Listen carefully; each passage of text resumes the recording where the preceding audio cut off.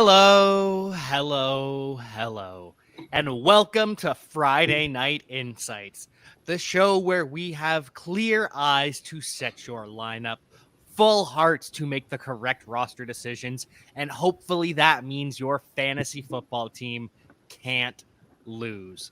I'm your host at Javanagh87, Jack Cavanagh, and I am joined, as always, by the nerd, Jason Draven. How's it going, buddy?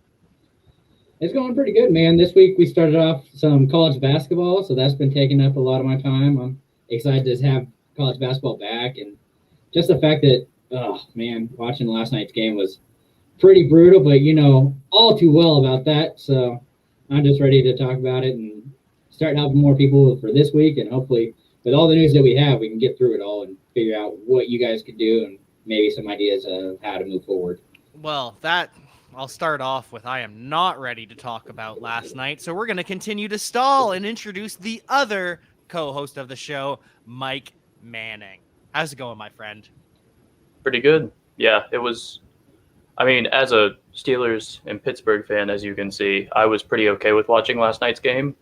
I had few complaints. But otherwise, this is the best time of the year. You got college basketball starting, college football's coming to the hyped time of it. You got football for the NFL, and you got hockey starting with NBA still, but we don't care about that too much here.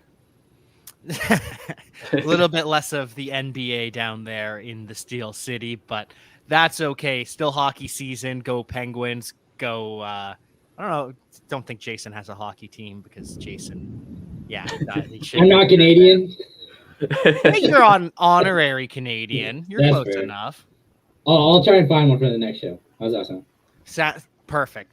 Yeah, Anyways, with all of that in mind, let's get to the show. And we will start things off with Devin's story on YouTube. Lost Chase Edmonds and Damian Harris. Has Brandon Bolden, but do I take the shot at Eno Benjamin? So if you're asking, is Eno Benjamin worth rostering? Yeah, sure. Fair enough. If you're talking about who do I start, Eno Benjamin or Brandon Bolden, it's Brandon Bolden 10 times out of 10 here. The new James White. Am I wrong?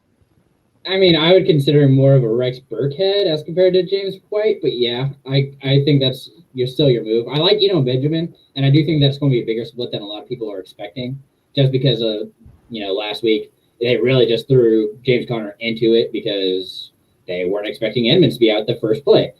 So they had a veteran in there to really do the work, and so.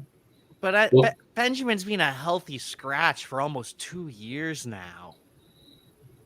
He looked okay. I mean, he's fine, I suppose. Again, but okay, Connor, he has an issue with injury, so that's the only reason I can see it being somebody that you could kind of rely on. It's Brandon Bolden. You got to start Brandon Bolden. Playing this week is zero question about it. I mean, you want to see what they do with this Cardinals offense with the backfield because James Conner has had that injury bug throughout his career. He has shown, in the first year when he took over for Le'Veon Bell, he was a workhorse, full-on workhorse, both facets of the game, and was a fantasy darling. But since then, he's missed at least 2 to 3 games, all the way up to 8 to 9 games in every season. So I think they want to look towards the future, like for the playoff run. They want to make sure that this backfield stays healthy and they can keep their thunder and lightning going that they had once Edmonds gets healthy. So this is Bolden. Mac Jones targets the running backs way too much even if one of them, like one of the other running backs in the New England backfield comes back this week, because I know that Stevenson has a chance, Bolden's going to have a big part of this offense. Yeah, Stevenson has a chance, but both he and Damian Harris didn't end up practicing again today. That puts them on the outside looking in. So we'll keep an eye out tomorrow. That's when the news will be announced. But I think Brandon Bolden is definitely going to have a big role this week. Eno Benjamin, he's unstartable. You can't trust him right now. Definitely worth a roster slot, but you can't trust him based on what we've seen to this point. And one correction real quick. Stevenson was seen working on the side today. So he was seen further than Harris is currently. So Fair. Yes, he was So we can get that working in on there. the side. He was supposed to actually practice, but then he backed out. Was the what I'm referring to? But that is a important distinction. He is much farther along than Damian Harris. So next question, we've got Soaring Eagle 175 on YouTube. How long do you think it is until D Hop and Saquon return? So Saquon will return after the bye. Yeah, He should be could back next have week. returned this past week, but the Giants just didn't want to rush him because it's a lost season. Why rush him back from injury and then COVID and then the fact that he hasn't practiced, even more chance of injury? Hopkins, though, what do we think? Yeah, I mean, I think that Hopkins was getting closer. I wouldn't be surprised if they didn't hold him out again next week, just because I think it will really depend on whether or not Murray plays Sunday. If he plays Sunday, I think that Hopkins is more likely to play next week. Other than that, I think that they will likely hold him out another week. Yeah, I think in general, these are usually a 2 to 3 week type thing. So I wouldn't find it hard to believe that he misses another game, especially because they know the depth they have at the wide receiver position. They are completely comfortable with it. That's what I was just about to say. AJ Green is back this week too. So are we playing AJ Green if Hopkins ends up missing, Mike? I'd be okay with it, but I'm not like targeting him or something along those lines. I'm not going to sit there and bench a solid wide receiver 2 and think that AJ Green's going to take over as the target leader and be in the role that Hopkins had, because I think that Christian Kirk, like whenever Hopkins is out, even when Hopkins was in, this offense is a spread it around type offense. It isn't going to look one way or the other. So Soaring Eagle's worried he's out until after the bye in week 12. Yeah. It's possible, but he's pushing to play this weekend too. He wants to. Yeah, That's I his don't mentality. think that happens. But even if it does, I mean, you guys were talking about Green. I think that because they're playing the Panthers, Green is probably the one that they will focus on taking away, because so that really leaves it open for Kirk. Of the options, I'd much prefer Kirk over Green or Moore at this point, just because he's actually seemed to really develop this year. Moore's a game time decision as well. The Cardinals in general are just very banged up. Hopkins has the hamstring. Murray has the ankle. Rondale Moore has a neck and the concussion. J.J. Watt's out too. Chase Edmonds is out. Just a very, very banged up team. But happening at the wrong time too. Yes, but we have seen Colt McCoy can get them a W. So I wouldn't worry too much about these two going forward, I suppose. But Tangent DK, sorry. Nice. Traded OBJ and Kareem Hunt for Dalvin Cook. Did I win? Dude in my league panicked because of the news this week. And so we won't get into the news. There's some back and forth allegations between Dalvin Cook and his ex-girlfriend about domestic abuse. We're not going to get into that.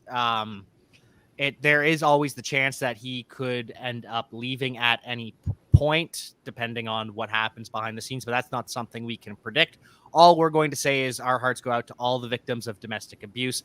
If you or anyone you know is suffering, call 1-800-799-SAFE or text 88788 in the USA or in Canada, or call 416-533-8538 or text 647-370-8300 in Canada if you or someone you know is suffering. In terms of Dalvin Cook, though, in this trade, with Dalvin Cook being healthy and if he is playing the rest of the season, I wouldn't have. I would have. Yes. There you go. Sorry. Yes. Get there. I would not have traded Dalvin Cook away for that. That is the definition of a panic deal. You absolutely won. Do you guys agree with that? Yeah, just because Hunt is the RB2 and he should be back here in a couple weeks, but I'm completely out on OBJ.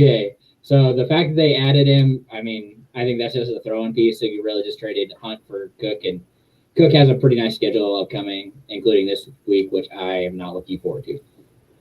Yeah, that upside is just unbelievably on one side compared to the other. Hunt is has his capped ceiling.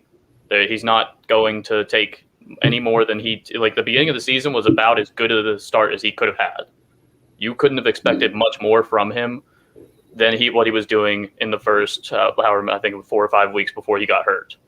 And OBJ is going to be the number 2.5, 2B at best on this offense. It's Kupp and then it's everybody else.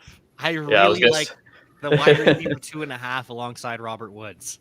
Because it's going to be Kupp and then it's going to be everybody else. There's zero question about that. This doesn't do much to Kupp's value. He's still going to be on pace for his stellar season that he's been on. And then it just hurts everybody else on the Rams offense, wide receiver-wise. Yeah, and Soaring Eagle agrees as well. Kupp will still be the powerhouse, as Mike just listed. Don't expect Hunt back for a while. It's a calf injury. Those are always funny. So if everything off the field, we're not going to get into that again. But as long as Dalvin Cook is on the field, you have absolutely won this trade. And even if he's not, you didn't give up that much. OBJ is it. People are I like OBJ. People are really in on OBJ at this point, but I don't. My issue is just when it comes to fantasy. As a player, completely fine with this move. I think that it has a great option. Yeah. I'm a little nervous that they become too pass heavy, and they say, "Oh, nobody can cover all three of them." Which, okay, that's probably true, but it's not something you want to rely on as a football team. So if they get too far away from the run and start making mistakes, it could really just ruin their season. I know they want to go to the Super Bowl, so I'm hoping that they stick to the plan that they already have in place and run with it. Let's go Rams. Let's go Matthew Stafford. And Roberto Rangel wants to know, pick 2 in PPR, Adrian Peterson, Jeff Wilson, or Eno Benjamin. Ugh. Well, Jeff Wilson had 0 snaps last week, even after JaMychal Hasty went down. That's scary. Yeah, I think they were also just kind of protecting him there. They didn't really they weren't going to use him. I mean, they were already getting boat raced, and they had no chance of coming back in it. So I'm actually okay rolling out Wilson this week because his matchup isn't horrible. I mean, it's think not he's going to get any touches, though? Yeah, they said that they were planned out to work him in, according to Sean McVay. He said it was a plan to, or not McVay, Shanahan. Shanahan, the liar. Yeah. The most trustworthy guy. Yeah, the biggest liar. I'm still going to believe that he knows where his bread is buttered, and that is the guy that he trusts from last year and knows the system. So now the bigger worry is whether or not Jimmy G makes it through the game as compared to whether Jeff Wilson touches that ball or not. But if I'm picking 2 of these, it's probably going to be Wilson and AP. I don't love AP's matchup here, but I do think he is going to be the one who gets the more valuable touches. He's going to get the touches. Who are you going with here, Mike? What are your thoughts on Jeff Wilson versus Eno Benjamin? And because you agree, it seemed like you agreed with Adrian Peterson is the easy one. Yeah, I do think that AP is just the at least most safe option in that for sure, because he's going to likely be the goal line guy. Yeah, as safe as you can get out of this 3. He's going to be the goal line guy. He's going to be guaranteed the 10-ish, maybe 15 touches. I do think it's going to slowly become a 3-headed backfield, maybe pretty actually quickly. They liked Deontay Foreman, it seemed like what he could do. He was producing on the few touches he had, and Jeremy McNichols is going to be the receiving guy because the other 2 aren't. That's just it. They just aren't. So I'm going to actually go Eno. I think that there's a little bit of upside with Eno especially if Murray plays. I think there's some upside with Eno Benjamin because it's like you said earlier that they're going to split this backfield at least somewhat. We know that Eno's going to get some touches. Jeff Wilson probably will get touches, but we know Eno's going to.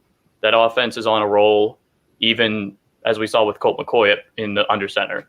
I think that Eno Benjamin can either break a big run, which he's shown he can do throughout the preseason and the last game with a 23-yard touchdown or whatever it was.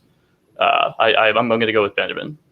See, I would love it if Eno Benjamin does well because I've been in on these Arizona State guys in the past, N'Keal Harry, Eno Benjamin.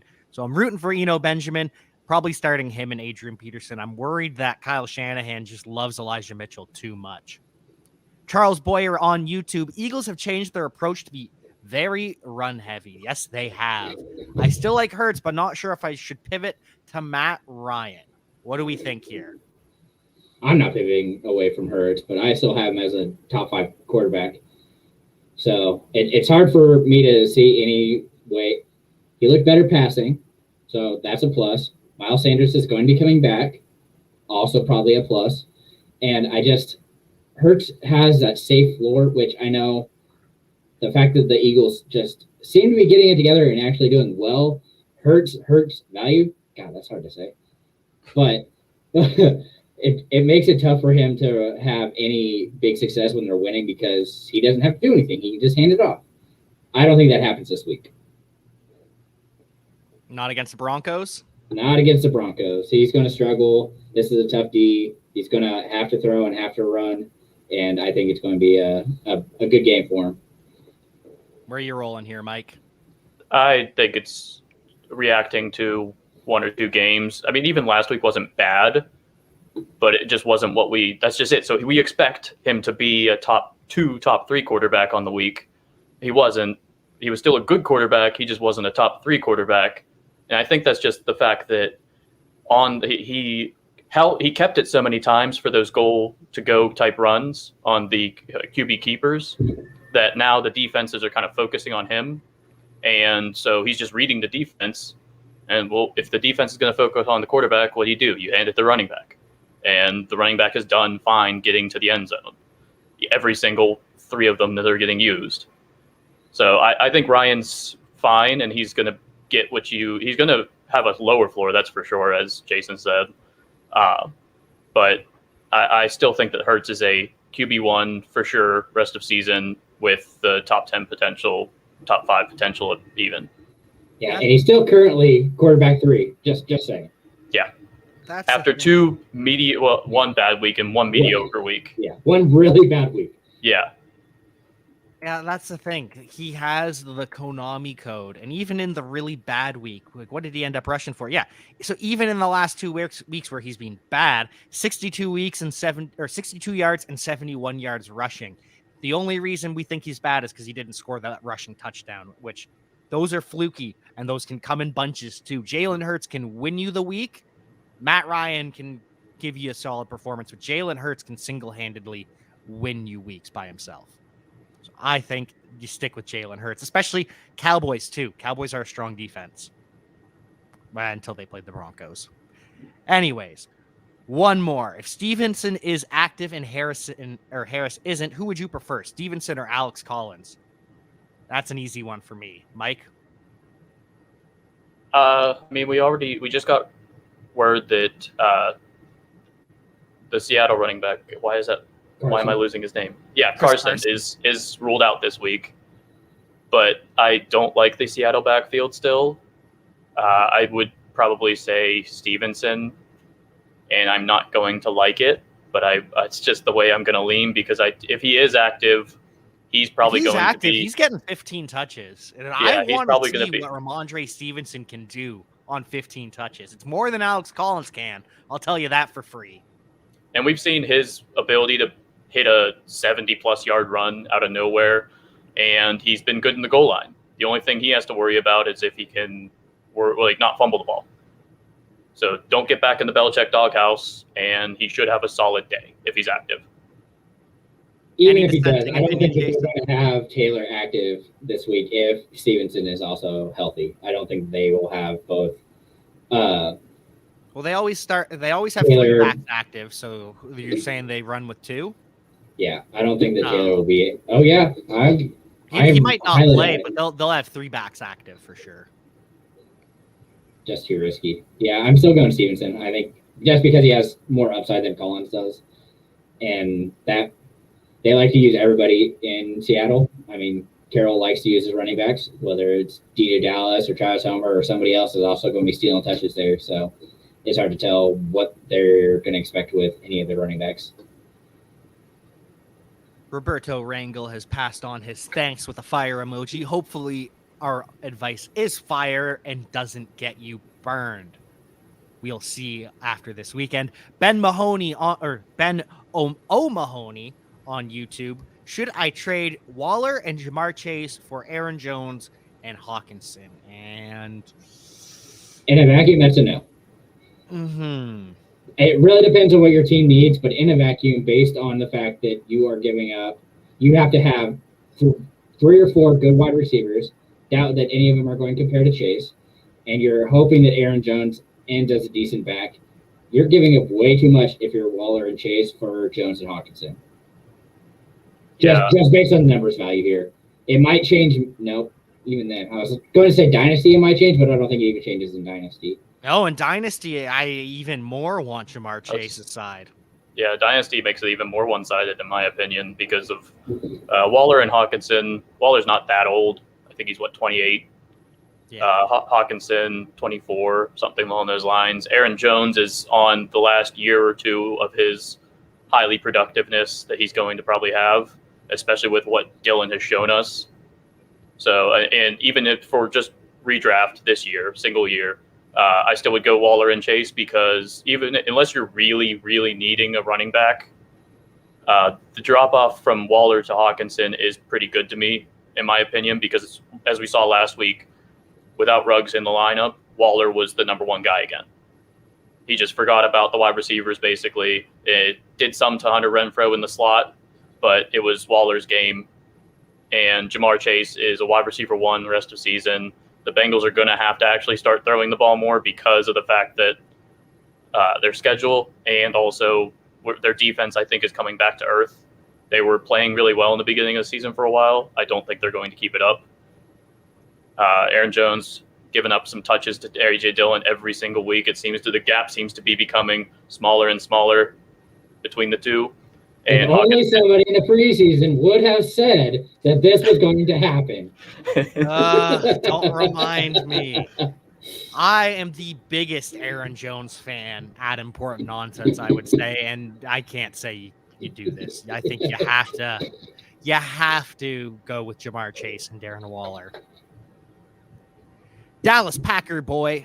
So you found a fan of the Cowboys and combo. The Packers. I gotta get some. I feel real bad for you, son. Did Dez catch it? Must have been the most conflicting moment of your life. Anyways, Elijah Mitchell, Dearness Johnson, Michael Carter, or Darrell Henderson. Which 3 this week? Oh, this is a good choice to have. Humble brag. Yeah, subtle flex here. For starters, I'm putting Darrell Henderson on a tier here. I think that Darrell Henderson is extremely talented. I think even though Sony Michel is starting to creep into his workload, I don't think that matters. And I think with Odell Beckham, that just opens things up even more. So I think Henderson is the must start. And then after there is when the conversation starts. Is there anyone that disagrees with that? We'll start with Mike. No, Henderson has been a top, I think it's 7 RB the entire year. He had a bad week. That happens. And the game script wasn't great for Henderson. It's not like he's in the passing game a whole lot. He does get some of the screen passes and an occasional check down, but he's not really involved in the passing game, as they say, like a receiving back would be. And Sony Michel actually showed back in college and throughout his NFL career that he's got solid hands. He's good in the receiving game. So I think they just felt comfortable putting him out there whenever they were down. So Henderson by far the number 1 on that. Yeah, he's top 12 back on the year so far in PPR. He's the what? He's 12. Oh, okay. Oh, okay. So I went with Mike first because I was worried Jason was going to disagree with me about my Darrell Henderson love. No, I like Henderson. I think this week's going to be a little tougher sledding for him, but again, you saw what Connor did, so I have a little less doubt in the fact that Henderson can get it done. So. Yeah, I think Henderson's the must start. And then for me, if Mike White is playing, Michael Carter becomes the 2 there. My man. And then I think I might have to play Dearness Johnson as the 3. I think I love Elijah Mitchell so much. Nope. So much. But not that much. Not exactly. Johnson is going to have command of this backfield. The fact that Chubb is out, so is Felton. He's just going to eat. So is John Kelly the practice squad running back? They just had to sign Brian Hill off the street to be their RB2. Yeah, you want Johnson and you want Carter here because White's the quarterback, kind of cocky, but we'll check it down to Carter and Ty Johnson, not Dearness. Got to make sure there's differentiation because a lot of Johnsons going on in the NFL right now. But those are the three that I would definitely go with. I think that's going to be a pretty solid lineup for you. Yeah, I don't think there's even – I think there's a big drop-off between Carter Johnson, and then there's a bit of space, and then there's Elijah Mitchell because of the fact that he's zero involvement in the passing game. Even whenever there's nobody else in the backfield, it's still zero involvement. They have all their wide receivers and the tight end, Kittle, Ayuk, Deebo Samuel. They're all healthy now. They're going to get more involvement in the offense in general. Well, I mean, Deebo's supposedly he's still dealing with the hamstring. I don't care what they say. Okay. But yeah. And facing the Rams is not a great option for a running back that's solely involved in running. Dearness Johnson, we saw him in the Thursday night game. They are perfectly happy putting him full steam ahead, all the touches, both facets of the game, and he showed he can produce.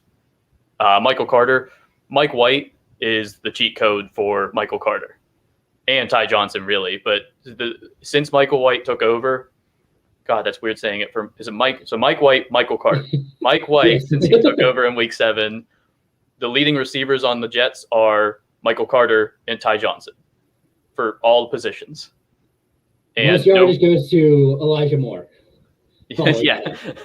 And nobody targets the running back at a higher rate than Mike White in the NFL since then. So, yeah, Carter's a safe one, even against a really tough defense in the Bills. And now Zach Wilson has come out and said he needs to model his game more after Mike White. This might end up being a Tom Brady, Drew Bledsoe moment in the NFL. Oh, our boss Steve is peeking in, and he wants us to know that a lot of Johnsons in the NFL right now t-shirt, #IN merch. Oh I can dig it. There's nothing wrong with a bunch of Johnsons flying around. Oh. I could not believe it came out of my mouth, but I was like, it's so true. Man, why do I have to say this stuff out loud? Connor LaRose wants to know Mike Williams' trade value, and that's kind of tough. We need something more specific. It's yeah, so if you're looking to move on for Mike White, some good options that I think you could probably get include players like Terry McLaurin, Stephon Diggs, Brandon Cooks are probably all in that area that you can still base on just name value. And the fact that he had such a good start to the season, those are players that you could get at the wide receiver position if you're trying to do a swap there. Now, if you're wanting to go with RB, that's going to be a little more difficult.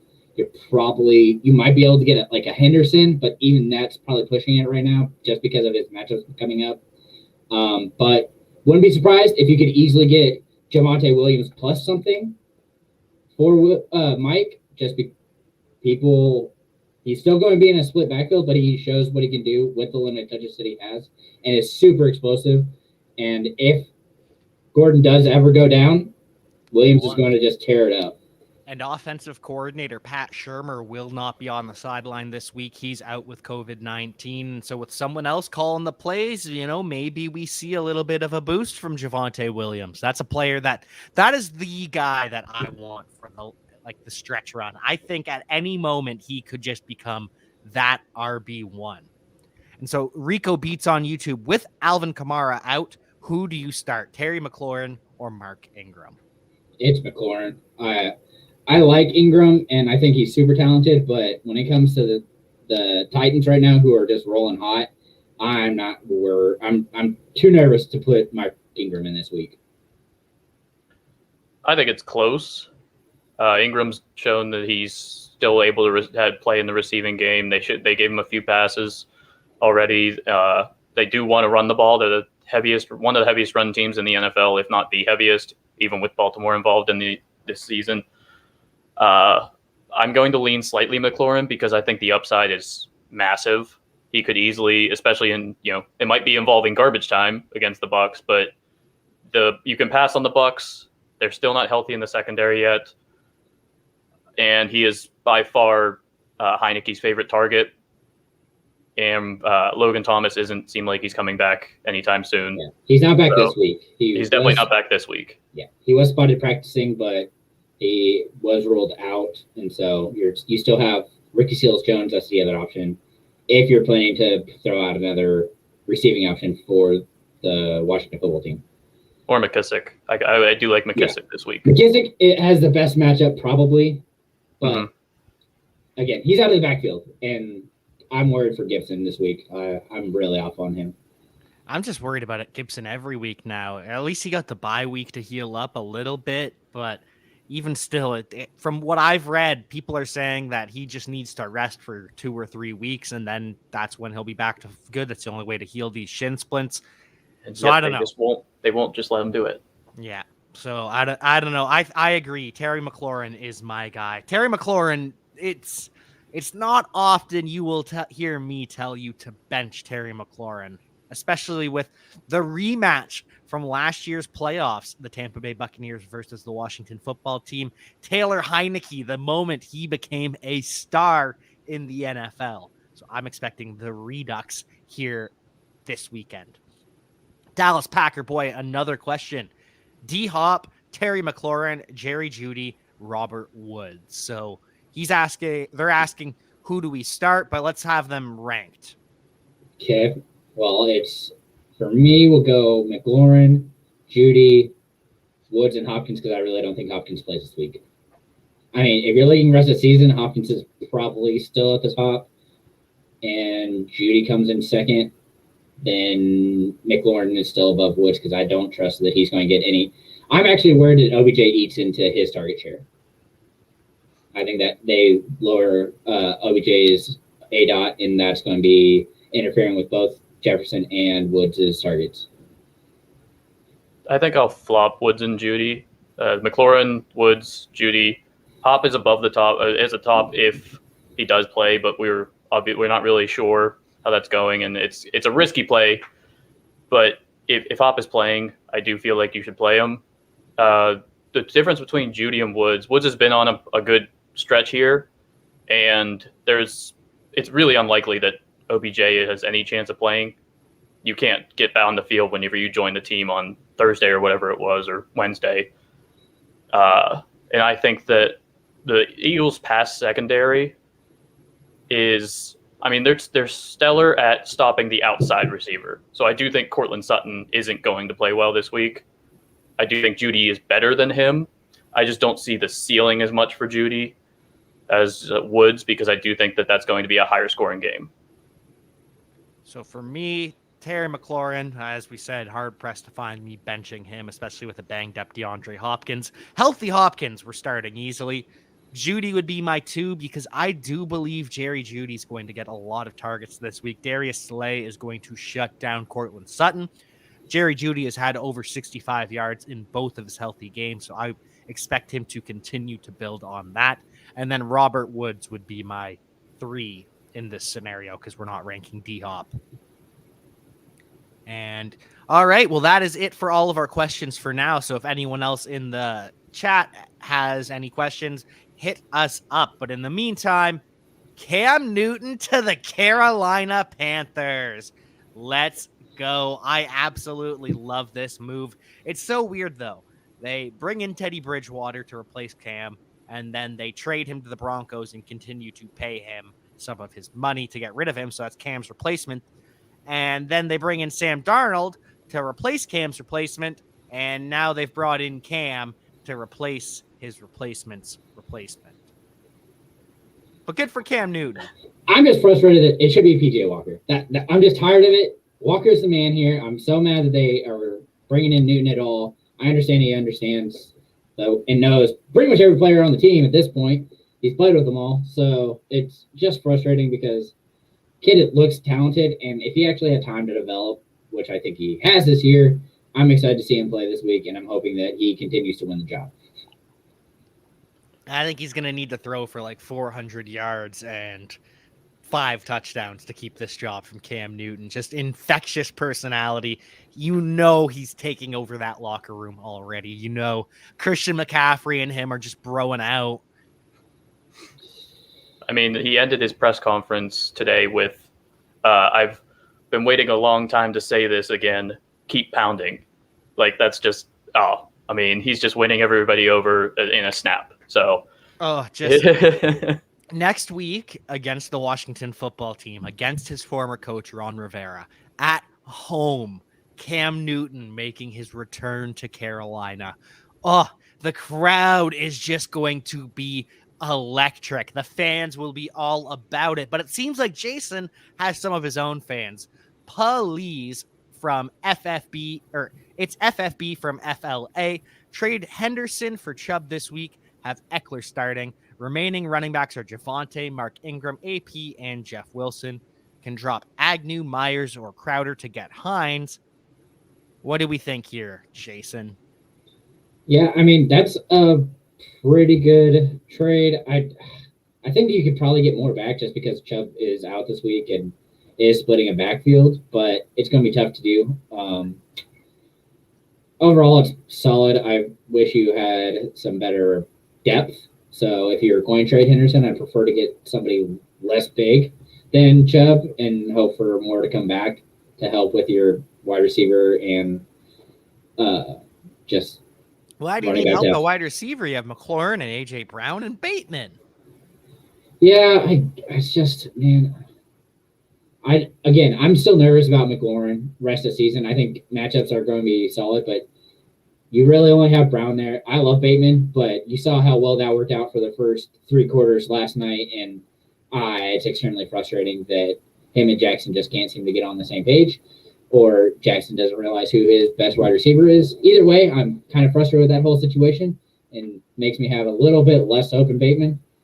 So it would be nicer to get more than that, but yeah, I think overall that's a decent trade just because Chubb is super talented, but it will be limited once Hunt comes back. Yeah, I don't hate dropping Crowder for Nyheim Hines, but I don't think you need to. Nyheim Hines is just kind of that guy that you can play in. Like this week? Yeah. This week is going to be a great week for Nyheim Hines, as it was last week, because they are going to have to spell Taylor for going 200 yards, you know. Yeah, I mean, that's one of Hines' stereotypical games that he has every single year. It just only happens once or twice a year. He's got to pick the right week to do it. And it just so happens that it happens in Jonathan Taylor's 200-yard game as well. So, yeah, Javonte Williams or Mark Ingram? Who are we going with here, Mike? I'm going to say Ingram as a higher floor, because Javonte is going to get the touches and he's going to get about 10, 12 carries, almost even split backfield. The Philly front's still strong. That front defensive line, Javon Hargrave and them, Fletcher Cox, I mean, they're no joke. There's no doubt about that. I just think that Ingram was brought back for this exact reason, in case Kamara's workload was a little bit too much for him or something along those lines, to spell Kamara a bit. Well, with Kamara being out, I don't think Sean Payton's nervous at all to be able to just feed Ingram. So I think that I would lean that way over Javonte. Yeah, I like the volume play there, but Javonte has so much more upside to me that it's hard not to play him, especially in this matchup. He's a pass catching back, and he can just explode off the page so quickly. I mean, with his limited touches, the fact that he was able to get to 100 yards just is mind-blowing to me. It's similar to what Taylor did last week. The fact that he was able to go for that many yards on such few carries is just bananas. Bananas is a good word for Jonathan Taylor. I like that one a lot. All right, so I think I'm gonna go with Ingram here just for the volume play, but it depends on what my team needs. And Javonte Williams is always the guy I'm taking for upside. So if we're looking for upside, it's Javonte Williams. So remember, keep getting your questions in. We will be happy to answer any and all start-sit questions for the next 20 minutes or so. Until then, though, Josh Reynolds, wide receiver, one of the Lions. What do we think about that? Well, if you actually look at the notes, it says to some trash team, irrelevant news. So I'm just saying, I'm just saying I had to, and I like Reynolds here. I actually do because he does have that. No, he does know Goff. It is a good option. We'll see if he actually fits in. He should have a decent chance of becoming the one pretty quickly because I don't know who else he's going to throw to, especially with Williams being out. Swift is the only other pass catcher as well as Hawk, and I doubt that you're going to trust any of the other guys like Amon-Ra St. Brown, maybe? I don't know. Even that, I'm iffy on it. So Reynolds has the best chance of being a one, and it's exciting, I guess, for you. I think he makes Amon-Ra St. Brown just a little bit better because he stretches the field a little bit. Goff trusts him, so it just makes this offense better in general and just helps everyone involved, right, Mike? It's a good thing. I mean, he's still technically the wide receiver 3 because Hawk and Swift are still above him on the depth chart, but he is a good fit. There's no reason they shouldn't have picked him up off of waivers. It's just the familiarity with Goff. He was the only one that he targeted deep downfield last year. He had about, I think it was either 12 or 14 yards a dot, and saw 10 plus deep targets of 20 plus yards. So if there's going to be somebody on this Lions offense that is going to produce at the wide receiver position, he immediately jumps in as the favorite. Not that I think that Goff is going to start going downfield now, because why would he? He hasn't all year. He didn't last year. But he's going to get those big plays that we haven't seen from this Lions offense, or at least the big play chances. And so we have a question from Aaron Cantu here on YouTube. Taysom Hill, I'm assuming. Taysom Hill, Trey Lance, Cam Newton need to drop one this week. Who gets voted off? Yes, my season rides on one of these guys. Well, no pressure. Yeah, it's pretty easy for me. I think that Lance doesn't have the job yet, so he's the easiest drop. And has Peyton actually named a starter at quarterback this week? Is it going to be? He has. It's going to be Trevor Siemian, but they're going to have more packages for Taysom Hill. Yeah, that doesn't give a whole lot of hope there, but best of luck, my friend. It sounds like the preseason when we had Sean Payton talking about Jameis and Taysom, and it's an open competition, and we don't know, and yeah. Mike, any thoughts? I mean, I'm guessing that this person, like many, has got Trey Lance early on in the season or drafted him late in the draft and has been holding on to him this entire season. I don't know why he isn't starting yet. There is zero reason that he shouldn't be starting yet with how Garoppolo has been playing and how the season seems to be progressing, or getting to at this point for the 49ers. I am in a similar situation where I need to either drop Lance or try and find some player that I actually like on my bench to drop.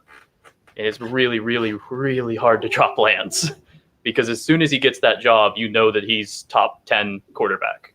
Easy. You're hoping he is. That's just it. He showed it. He's shown that he can.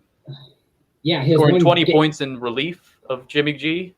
In a half, yeah, which is awesome. That could easily happen, but guess what? I don't think it does now that people have tape on him. You saw how well he did the game that he started and put up 8 points, right? It makes me nervous anytime you throw a rookie in, especially at this point. I'm hoping that he has better luck, but the whole point of him coming in was to learn from Jimmy G, learn the playbook, learn how to run the offense. And I don't see it happening unless Jimmy G just absolutely destroys himself. And I just don't see that happening because of how Jimmy G plays. Well, I think if your season is riding on it, then yeah, I guess Lance would be the guy that you would have to get rid of because Hill and Newton have the much better chance at seeing the field as early as next week. Yeah, Newton will start next week, so we have to keep him. You put it off long enough here. This is hard. It's really hard to cut Trey Lance. It's really, really hard. But Sean Payton, I think Taysom Hill's going to be the starter real soon here. So I think you have to cut Trey Lance, unfortunately. Lance is a guy that's perfect for if you have a solid starter like a Burrow or a Kirk Cousins, and you can have Lance on your bench until you need to be able to, or he actually gets the chance, if he gets the chance. Yeah, and then It's not a season saver. Yeah, if your season's relying on it, then that's not going to work because yeah, agreed. So Steve wants to know, playing the USF, the University of Southern Florida Bulls stack in DFS this week with Mike White, Dearness Johnson, and MVS. I'm into it. It's just the only thing throwing me off is the MVS. Outside of that, yeah, I'm perfectly fine with the other two. The other two, I have zero complaints about. You know, I mean, Mike White, I'm not excited, but it's not a bad pick for a contrarian pick. Dearness is going to get God knows how many touches if Chubb is actually out, which is what it seems like. MVS, I don't know what it is, but it doesn't seem like him and Rodgers ever have been on the same page. He'll get the one deep pass every like 12 to 13 deep passes. Yeah, but then he gets a 70-yard touchdown. Yeah. It works out well if Rodgers is guy. I also wish there was a better wide receiver option. I'm into it.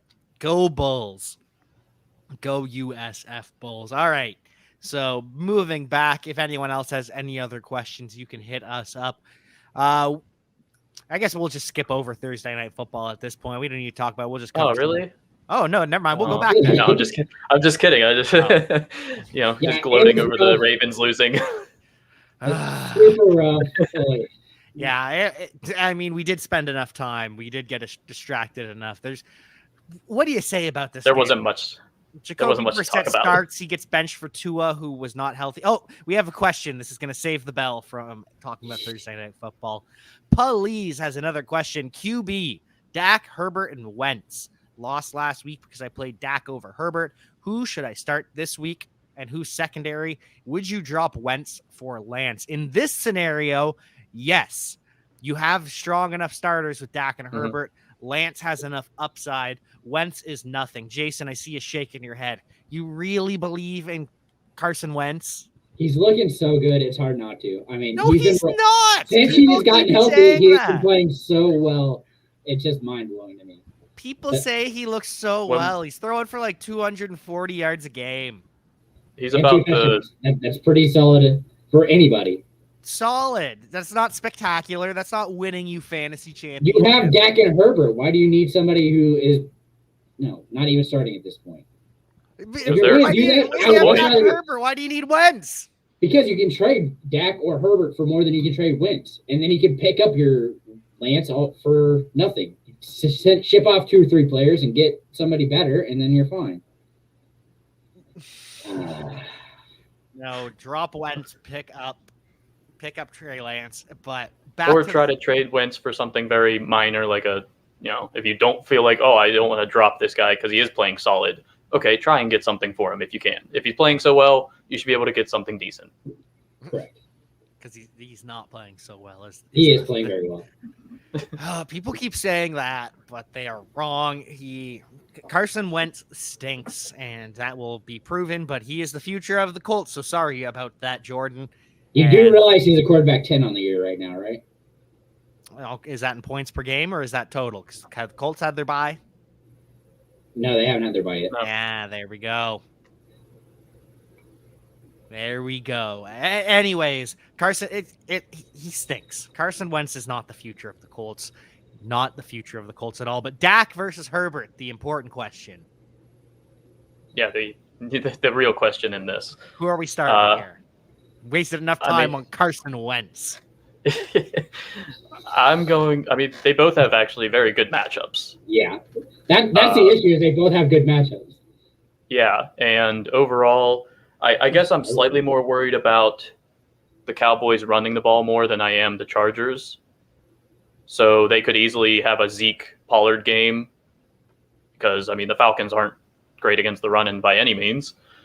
I think I'm going to lean Herbert because this Vikings secondary is easily torched by – we saw Cooper Rush torch them for 30 points. So I think that Herbert can do just fine. And he's picked back up where he was earlier in the season. He is the best chance of not giving you a dud. That's for sure. That, and I think the Chargers versus Vikings is more likely to shoot out because the Vikings can put up points. Vikings are weird because they're very good at throwing the ball when they have to, when the other team's scoring a lot. But when they are left to their own devices and it's a close game, it's terrible. So if the Chargers score early, the Vikings will counterpunch and it will be a shootout. I'm not positive that Matt Ryan can put up a shootout numbers against the Dallas defense. Yes, the Broncos torched them, but let's not forget before that, they had been playing very, very well. So I agree. We're going with Herbert because he's playing the Vikings. Yeah, and I'm a homer, so it's definitely Herbert for me. but the reason that's why you went last. Yeah.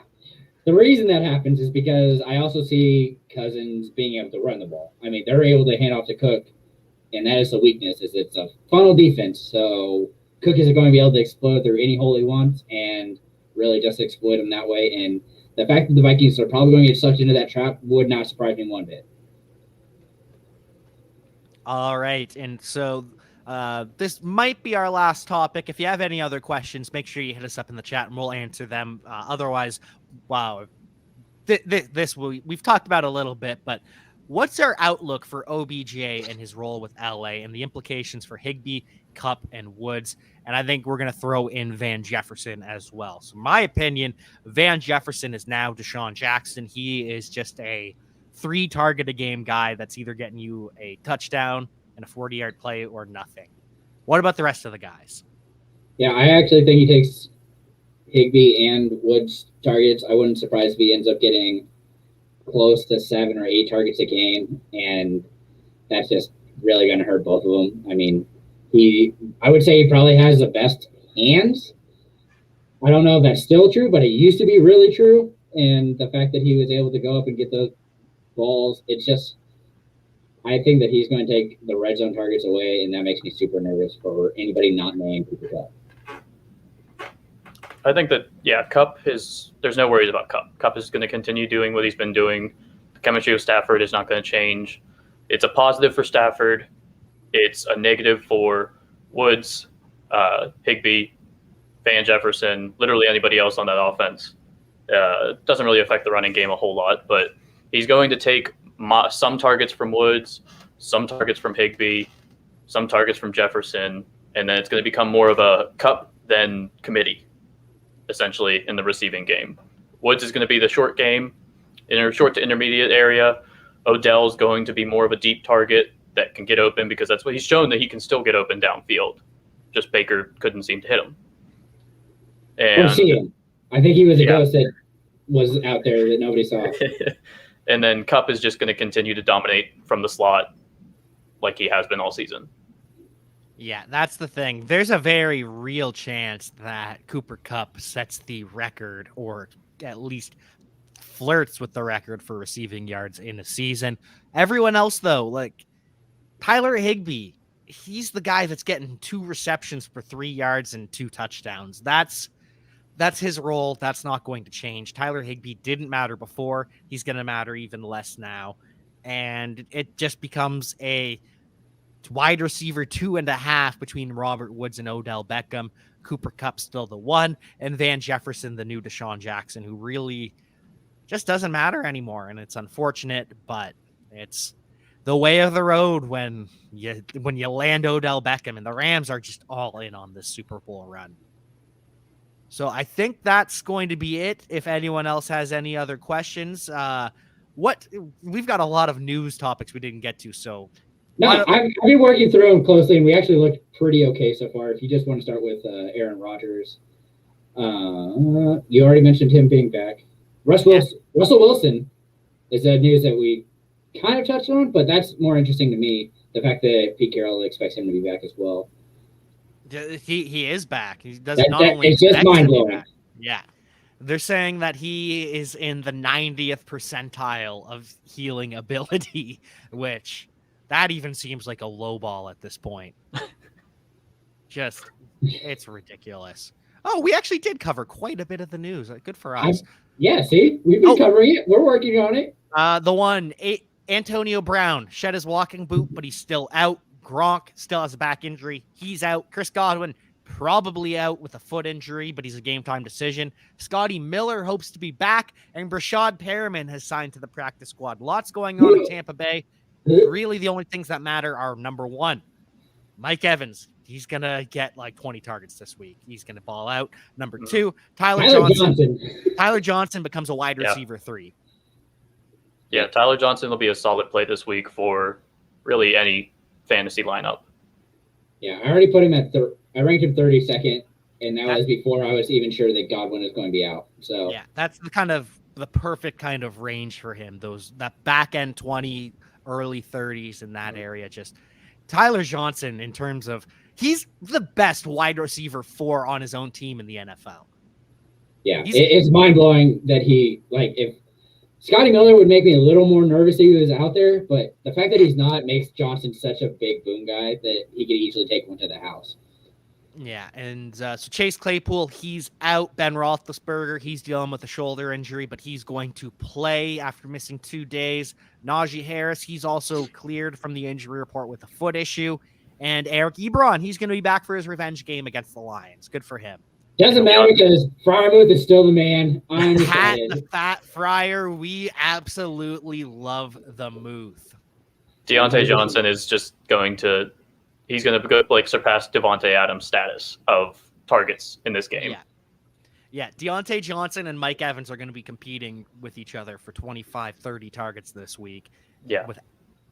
So hopefully the Muth gets at least 10 here. Going for double digits, baby. Let's go. And so what else do we have? We've really made it through quite a bit. So for tight ends, Dawson Knox, do we know if he's going to play or not yet? I know he's practicing. He's off the injury report. He is off the injury report. Good for him. So Dawson Knox, you have to play if you have him. Noah Fant, he's back this week off of the reserve COVID list. Albert Akui-Boonham did not practice with a knee injury. And Tim Patrick, he's also a little bit banged up with a knee injury as well. And so, I think we've made it through all of them because we talked about Logan Thomas not ready to come back. And, Greg Zuerlein, he's on the reserve COVID list. And so Liram Hajrullahu, my alma mater, the University of Western Ontario, Western University in London, Ontario. That's where Liram went. Liram, sorry. He is a Grey Cup champion with the Toronto Argonauts. He kicked the game-winning field goal in the 105th Grey Cup in 2017. So good for Liram Hajrullahu. And that's what we're going to end it on here is kicker news because it's from my alma mater. So thank you all for joining us. If you still have questions, join the conversation in our Discord for only $1. Go to patreon.com/importantnonsense, get in the Discord, and you can talk to any of us at any time of day. It's so good for dealing with trades, especially. The fact that we can do so much with there really makes it easy for you guys to work on trades and maybe even give you some thoughts that you didn't think about. You give us the info, we'll give you the answers. That's easy enough. Thoughts that you didn't think about. The thoughts that you didn't think about. Absolutely. Well, on that note, thank you all for joining us. Mike, thank you for filling in as the next manning up, filling in for our co-host Jordan McDonald. We will definitely have to have you back because you are doing a phenomenal job filling in. We might have to make a 4-man booth at some point and see if you can handle that. But fill up the box. Yeah. Anyways, we'll talk. Oh, the cat. Wanted to Leo says it's time to go. So that's the version of a curtain call. On that note, you can find Mike at _Mike_man, and you can find Jason at that FF nerd, and you can find me at Javonte87. You can find all of us at importantnonsense.com and on our socials at nonsenseff, the new hashtag Manningcast. I've already made that joke, Steve. That was the first time Mike and I did a show together, or second time. Anyways, that's going to do it from us here on Friday Night Insights. Thank you for tuning in, and we will see you next time.